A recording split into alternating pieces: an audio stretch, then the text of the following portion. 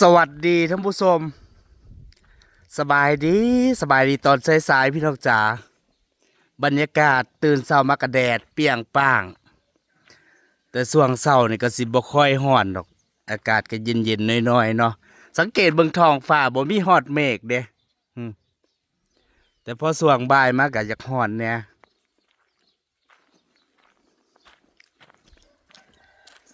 ดีแต่ช่วงนี้ก็ยังอยู่ในช่วงอากาศหนาวอากาศเย็นอยู่มื้อนี้ทีมสร้างทำบ้านสาววันหยุดงานไป1 วันเพิ่นมีธุระเพิ่นติดงานเพิ่นเลยบอกว่าหยุดงาน1 มื้อเนาะก็เฮ็ดมาหลายมื้อล่ะเกือบสิเป็นอาทิตย์แล้วแต่ว่าก็เขาเจ้ามาส่งหลังคาแล้วเมื่อวานนี่กองอยู่เนี่ยสรุปบ้านหลังนี้ก็จะเป็นบ้านเทาๆสีเทาพี่น้องเพิ่นเลือกว่าสิเป็นหลังคาฝาเซอร่าที่ตอกก็เป็นสีเทาเนาะแต่ว่าโซนด้านหน้าเนี่ยเป็นที่จอดรถนะจ๊ะเพิ่นใช้พ่นสีดำเนาะโครงเหล็กสีดำก็ประมาณคาแมนเพิ่นมาเฮ็ดมื้อนี้ก็คือสิได้มุงหลังคาล่ะแต่ว่าเพิ่นหยุดงานเนาะเพราะว่ารอบๆเพิ่นก็ใส่ฝ้าแล้วใส่ฝ้าเบิดแล้วรอบๆใส่ด้านนอกแล้วก็ใส่ไม้เซอร่าแล้วก็มุงหลังคาเพราะทีมงานสร้างเพิ่นก็6 คนเริ่มใกล้สิได้สมบูรณ์แบบแล้วพี่น้องเนาะก็มาได้เติบหนึ่งแล้วสำหรับงานยกโครงมุงหลังคา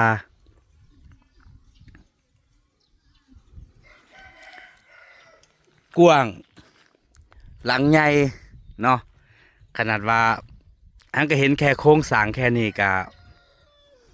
หรูหราอลังการบ้านในฝันของหลายๆคน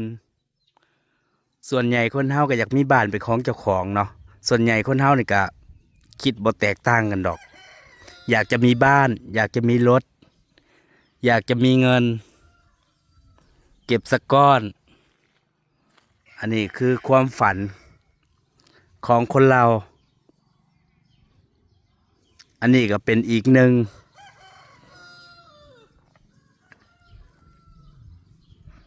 ที่กำลังทำอยู่เนาะแต่คือบ้านหลังนี้ก็ออกแบบมาก็คือครบจบในทีเดียวเลย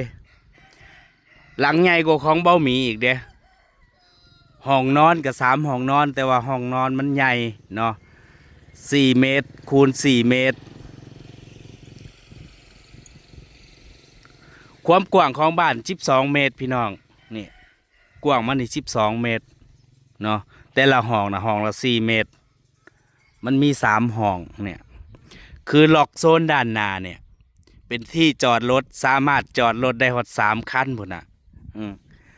ถ้าจอดลีก็ได้แค่2 คันเพราะว่าทางเขามันทางฝั่งนี่เนาะรถจอดรถฝั่งนี่ก็คือบ่ต้องยุ่งยากเลยว่าเฮ็ดบ้านแล้วต้องหาที่จอดรถก็คือมันครบหมดแล้วบ่ว่าสิเป็นห้องน้ำห้องครัวห้องน้ำในบ้านนี่ก็2 ห้องเนาะห้องน้ำนอกบ้านเพิ่นก็มีแล้วอยู่ทางด้านแจหัวน่ะก็ห้องหนึงก็เป็น3 ห้อง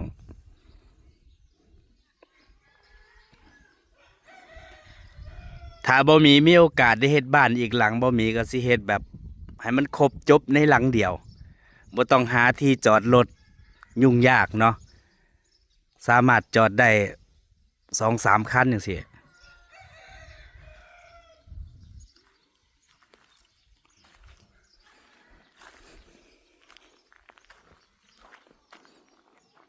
แต่มันคล้ายๆคือทรงบ้านบ่มีแต่บ่คือเด้บ่ว่าสิเป็นด้านในด้านนอกบ่คือเนาะแต่ว่ามันคล้ายๆนิดนึงแต่ว่าห้องนอนมันก็บ่ได้วางแบบแถวยาวคือบ้านบ่มีเพราะว่าอันนี้ข้างหน้านี่ก็สิเป็นห้องนอนเนาะข้างหลังนี่ก็สิเป็นห้องนอนอีก2 ห้อง แล้วก็1ห้องครัว1ห้องรับแขกใหญ่กว้างเพิ่นก็อยู่กันแบบครอบครัวเพิ่นก็4คนสิพ่อแม่ลูกเนาะอันนี้เป็นบ้านหลังที่2กับแมนพี่น้องบ้านของยายรุ่นน่ะผู้หลังแรกอยู่ในหมู่บ้านแต่ว่าเพิ่นก็บ่อยากอยู่แล้วอยากออกมาอยู่ไร่อยู่นาอันนี้สิเป็นบ้านของสาววันสาวแสงเพิ่นเนาะหาเงินทำบ้าน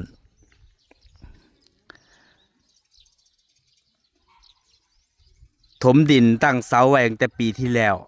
ปีนี้ฮะก็สิเริ่มก็ที่ทยอยเฮ็ดไปเรื่อยๆเนาะแต่ว่าปีนี้ก็คือสิบ่แล้วดอกเพราะว่ามันใกล้สิเข้าสู่ฤดูฝนแล้วอาจสิได้บางส่วนสิได้ขึ้นบ้านใหม่พุ่นละปีหน้าก็วางแผนไว้อยู่นี่หลังคาก็สร้างตรงมาจากโรงงานเขาเจ้าตัดให้เด้ว่าบ้านมันยาวกี่เมตรกว้างกี่เมตรนี่เขาเจ้าตัดมาพอเลยบ่ต้องต่อบ่ต้องหยังเลยเนาะยาวเลยหลังคาเพิ่นก็เอาแบบหนาสุดแบบราคาแพงสุดอยู่แต่ว่าสิเอาเป็นแบบบ่มีกันร้อนเนาะแต่ว่าด้านในเพิ่นก็สิใส่ฝ้าทำฝ้าอีกทีหนึงแต่ว่าสร้างเจ้านี่ก็โอเคอยู่พี่น้องเขาเจ้าก็เฮ็ดออกมาแบบเป๊ะเกินคาดหมายอยู่งามแล้วก็ได้แบบได้ทรงพร้อมเนาะก็คือสิบ่ผิดพลาดแล้วก็คือสิบ่มีปัญหาหยังดอกคิดว่าเด้เพราะว่าตามแบบนะมันบางส่วนนะมันบ่ได้ตามที่แบบแต่ว่าเขาเจ้าเฮ็ดออกมาดีกว่าแบบอีกคือโซนด้านหน้านี่มันสิบ่เห็นหลังคาเด้เขาเจ้าสิตบแต่งคล้ายๆคือเป็นแบบปูนแท้จริงนั้นเป็นงานเหล็กเขาเจ้าสิแต่งแบบเป็นบัวเหล็กข้างบนน่ะเห็นบ่ใส่เหล็ก3 เส้น3 สั้นน่ะมันสิบ่เห็นหลังคาที่ยื่นออกมาข้างหน้าเนาะแล้วเขาเจ้าสิใส่ล้างน้ำฝนพร้อมบ่ให้น้ำมันไหลออกมาด้านหน้าเนาะก็เป็นข้อดีอันนี้ก็ความคิดของสร้างส่วนหนึ่งเขาเจ้าว่าเฮ็ดมาแบบนี้โอเคกว่างามกว่าก็เลยตามนั่นเนาะแต่มันก็บ่ได้ตามที่แบบเฮาวางไว้เป๊ะแต่ว่ามันออกมาดีเกินเนาะในแบบอาจสิบ่แม่นจังซี่นี่เหล็กเขาเจ้าว่าด้านหน้ามันเป็นช่วงกว้าง8 เมตรคันสิใส่เป็นแค่เสาเดียวมันบ่ได้มันรับน้ำหนักบ่ไหวเขาเจ้าใส่เป็นเหล็กแบบเพชรเป็นให้มันแน่นหนากว่าเก่าเนี่ยใส่เหล็กสี่เหลี่ยมแล้วก็เสริมด้วยเหล็กหน่อยอีกเนาะนี่ข้างบนคานเขาเจ้าก็เฮ็ดดีอยู่แต่ว่ายังพ่นสีบ่แล้วแต่ว่าทางขึ้นน่ะอยู่ฝั่งนี่แหละพี่น้องเนี่ยอยู่อยู่ห้องนี่นะทางขึ้นเข้าบ้านเดี๋ยวรอรุ่นรอดู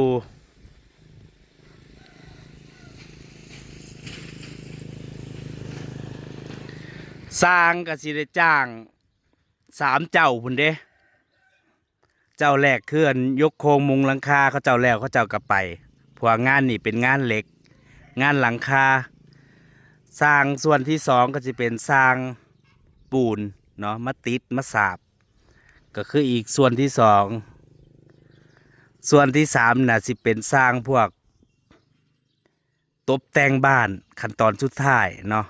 ตบแต่งแบบลวดลายสวดทรงเอวบ้านอย่างสีขอบบ้านเก็บรายละเอียด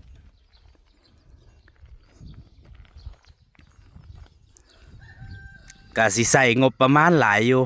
อันนี้บ่มีก็ตามที่ประเมินไว้เด้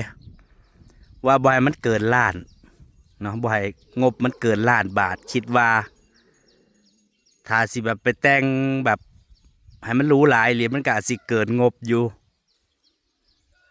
เนาะ อันนั้นมันก็อีกส่วนหนึ่งก็สิค่อยเป็นค่อยไปตบแต่งไปเรื่อยๆ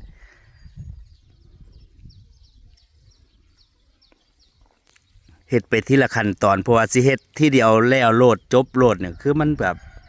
มันก็เป็นไปบ่ได้คืองบเฮามันบ่เพียงพอประมาณนั้นเนาะมันก็ต้องคอยหาแล้วก็คอยเฮ็ดไปเรื่อยๆแต่ว่าสำหรับคนที่เขาเจ้าแบบมีเงินเพียงพอน่ะแม่นเด้เขาเจ้าสิเหมาเป็นหลังไปเลยจ้างเฮ็ดเป็นหลังไปเลยเขาเจ้าสิประเมินมาให้เลยว่าหลังนี่น่ะมูลค่าจักล้านจังซี่หมล้าน4ล้าน5จังซี่ก็คือเฮ็ดจบทีเดียวแล้วก็พร้อมขึ้นอยู่เลยเงินก็คือจ่ายไปเลยอันนี้มันเฮ็ดทีละขั้นตอนเนาะบ่ได้แบบเหมาทั้งหลังทยอยเฮ็ดไปเรื่อยเพราะว่าก็บ่ได้เร่งรีบก็ตามงบประมาณแต่ว่าด้านหลังมันบ่ได้เฮ็ดหลังอันซ่อนด้านหลังอีกคือบ้านเบาหมีน่ะโดยความมันแคบก็เลยเฮ็ดหลังซ่อนด้านหลังเป็นห้องครัวห้องน้ำแต่ว่าอันนี้มันจบอยู่ในหลังเดียวเนาะมันบ่ได้มีการเฮ็ดด้านหลังหรือด้านข้างเพิ่มก็คือมันจบในหลังนี้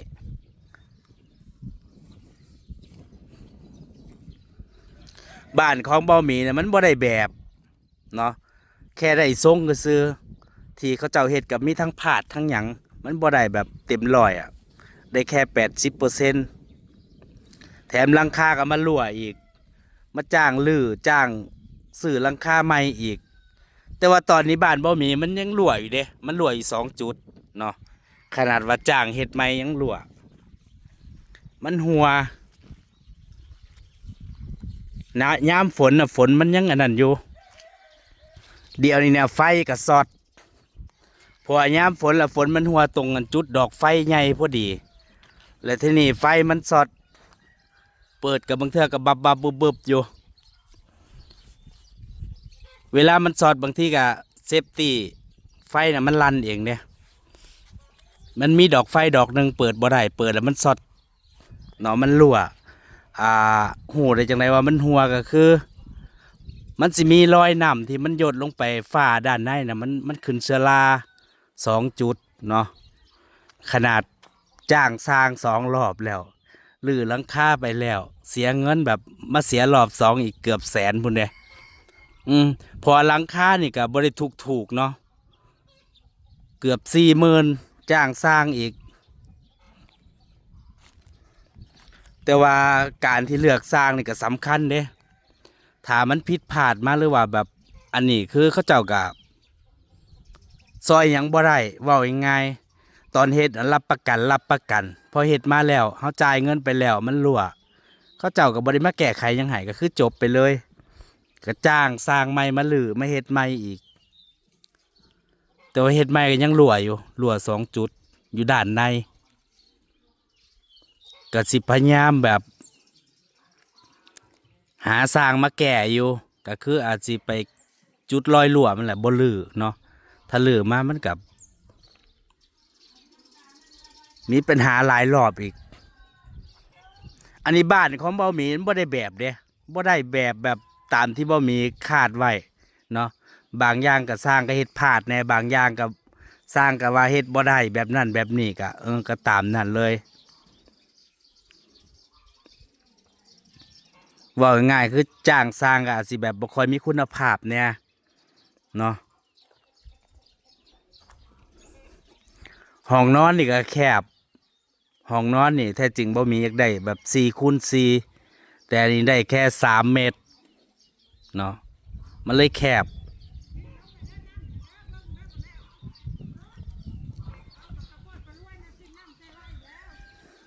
แต่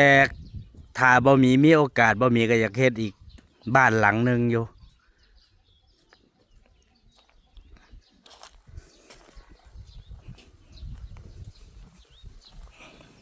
อันนี้ก็ส่วนใหญ่ก็มีแต่ให้คุณยายอยู่แล้วก็ลูกหลานนั่นแหละตั้งแต่บ่มีเฮ็ดมาบ่มีก็แทบบ่ได้นอนบ่เคยได้อยู่เนาะ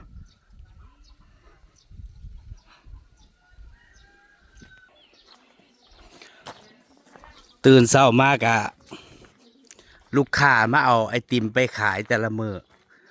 หนึงก็ออกหาถัง6 ถังพี่น้องส่วงนี้กะอากาศก็เริ่มสิฮ้อนแน่จักหน่อยกะได้ขายดิบขายดีพี่น้อง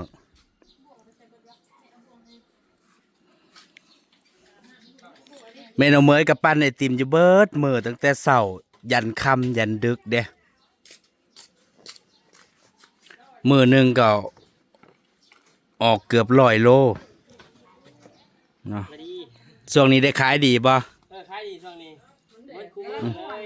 บ่ช่วงเที่ยงบ่ายแล้วมันห่อนเด้ มันคุ้มเลยช่วง ส่วนใหญ่ก็เลาะขายตามโรงเรียนเด็กหน่อยหลายๆนะเขาเจ้ามักซื้อเบิดซุมื้อแล้วว่าขายดีช่วงนี้ขายเบิดซุมื้อ